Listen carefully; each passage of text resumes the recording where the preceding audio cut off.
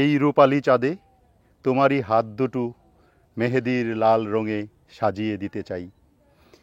90-এর দশকের জনপ্রিয় গান, আপনারা নিশ্চয়ই সেই গানটি শুনেছেন।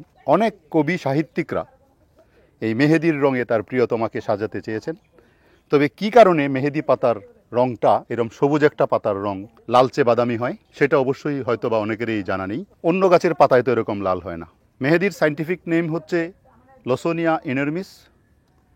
এর মধ্যে লোসন নামক একটি অ্যালকালয়েড থাকে, কেমিক্যাল থাকে, যাকে হ্যানাটোনিক অ্যাসিড বলা হয়।